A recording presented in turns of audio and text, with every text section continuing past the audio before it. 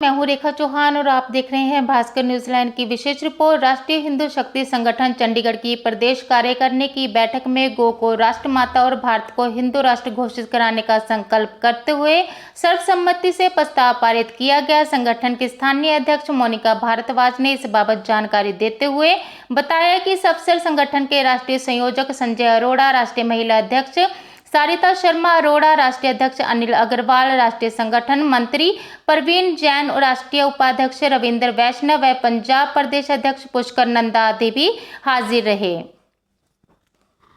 मेरा नाम सरिता शर्मा अरोड़ा है और मैं राष्ट्रीय अध्यक्ष हूँ महिला टीम की, राष्ट्रीय हिंदू शक्ति संगठन से। नारी से ही सृष्टि की उत्पत्ति हुई है और हमारे धर्म में नारी को हमेशा पूजनीय माना जाता है और कहते हैं कि यत्र नारी पूज्यन्ते तत्र रमन्ते देवता। तो पहले भारत जो श्रेष्ठ था, भारत जो दुनिया में पूजा जाता था, जब नारी की पूजा होती थी और नारी के नाम से ही उनके संतान का नाम लिया जाता था, देवकी नंदन, है ना, तो यशोदा नंदन, ऐसे करके सब लोग नाम लेते थे, सीता राम, राधे श्याम करके। तो नारी की स्थान बहुत ऊंचा था, बहुत पवित्र था और नारी से ही सृष्टि की रचना में उन्होंने पूरे संसार को पोषित किया है। तो अभी जैसे आप लोग धर्म की बात कर रहे थे, तो हमारा धर्म जो है वो विश्व का सबसे सुंदर धर्म है, जहाँ वसुधैव कुटुंबकम की भावना को लेकर साथ चलते हैं, जहाँ प्रत्येक जीव को बचाने के लिए उन्होंने उनको किसी न किसी भगवान से जोड़ दिया है। गणेश जी का वाहन चूहा, और जो कहते हैं कि चूहा हमेशा किसी अनाज को खराब करता है, मतलब आप यूं भी कह सकते हैं कि गणेश जी का चूहा हो गया तो भगवान शिव का सांप हो गया। एक दूसरे के दुश्मन है, एक दूसरे के दुश्मन। एक शिव परिवार को ही ले लीजिए ना, कि शेर माँ का जो है वाहन शेर होता है और भगवान का वाहन जो शिव का वाहन है वो है बैल। तो शेर क्या करता है, बैल को खा सकता है ना। मोर जो होता है वो कार्तिकेय जी का वाहन है और जो चूहा जो है गणेश जी का वाहन है। और तो सांप, मोर सांप को खा सकता है ना, तो सांप चूहे को खा सकता है। परंतु अगर हम सब सामंजस्य बना के रहें तो ये इकोसिस्टम है, पूरी सृष्टि एक दूसरे पर निर्भर है और इसी तरह से सृष्टि चलती है। तो जिस तरह से हम जानवरों की संख्या कम कर रहे हैं, अगर हम शेर को खत्म कर देंगे तो जंगल का वातावरण जो है उसकी जो व्यवस्था बिगड़ जाएगी। किसी भी जीव को खत्म करने से इसकी व्यवस्था बिगड़ जाती है। तो हमारे यहाँ तो हम हर जीव पे ईश्वर को दिखते हैं, जीव मात्र में ईश्वर को दिखते हैं, धर्म और संस्कृति के लिए काम करते हैं। हमारा हर रोज एक त्योहार होता है।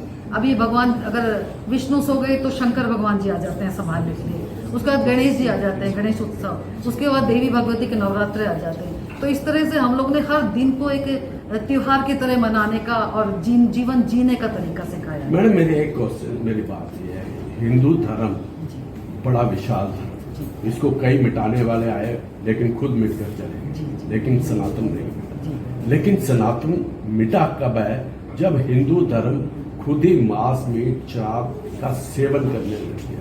उस पर आप क्या कहना चाहेंगे? मैं कहती हूँ कि अपने धर्म पर लौट आइए, क्योंकि ये मांस मीट का जब सेवन जो लोग करते हैं ना, उनकी मति भ्रष्ट हो जाती है।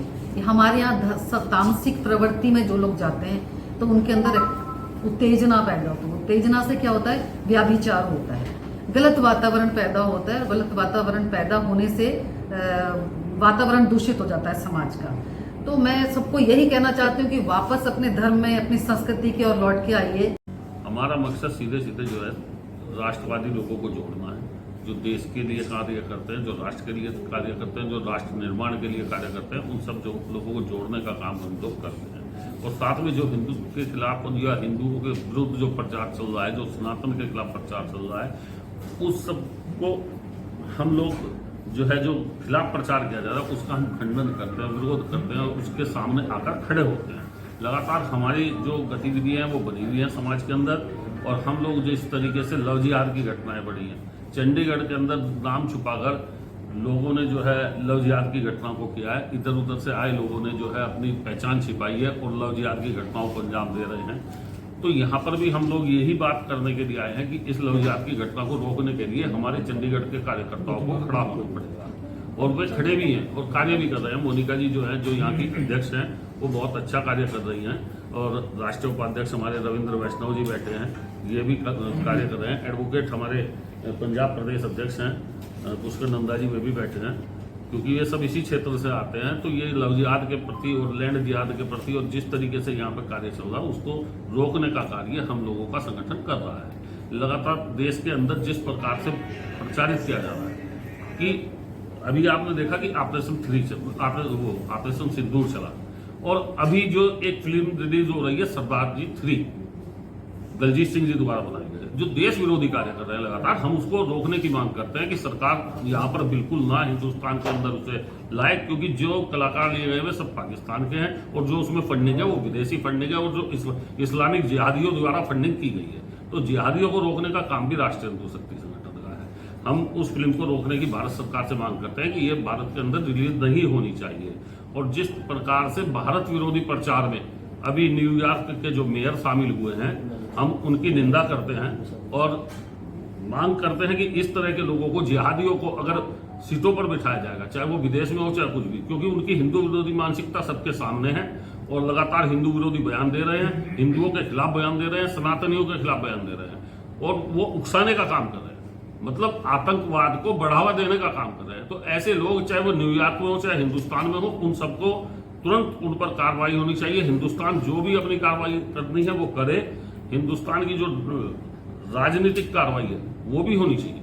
हम भारत सरकार से मांग करते हैं कि ऐसे लोगों के खिलाफ तुरंत जो है कार्रवाई करे, चाहे वो दलजीत हो चाहे कोई भी हो जो भारत विरोधी कार्यों में लिप्त हैं। यदि ये फिल्म रिलीज होती है तो राष्ट्रीय हिंदू शक्ति संगठन सड़कों पर आकर संघर्ष करेगा, फिल्म सिनेमाओं में जाकर इसका बहिष्कार करेगा और फिल्म सिनेमाओं में रोकने का कार्य करेगा। सर, जिस तरह से हिंदू संगठन बहुत है, एक होके संगठित होके ये कार्य क्यों नहीं करता? अलग अलग क्या न्यूज में छाए रहने की एक इच्छा जागृत होती है? हिंदू जितने भी संगठन है क्यों एक होके काम नहीं करते? नहीं, देखो, हिंदू संगठन छोटे छोटे हिस्सों में बंटकर कार्य कर रहे हैं, आप बिल्कुल सही कह रहे हो, परंतु ये हिंदू संगठन जो है वो बहुत मजबूती से कार्य कर रहे हैं। हम समय आने पर एक साथ खड़े होते हैं। हम लोगों को मान लो कहीं पर कोई मजबूत है, कहीं पर कोई मजबूत है, कहीं पर कोई मजबूत है, तो जो जहां मजबूत है वो वहां अपने क्षेत्र में कार्य करके समस्याओं को उठाकर उसका समाधान कराता है। वो समस्याएं सब वही है जो सबको करना है। अगर वो कोई हिंदू संगठन करता है तो वो हमारा भाई है, हम उसके साथ खड़े हैं। और राष्ट्रीय स्तर पर सभी हिंदू संगठन एक मंच पर आकर कार्य करने के लिए हमेशा तैयार रहे हैं और एक दूसरे के सपोर्ट में खड़े हुए हैं।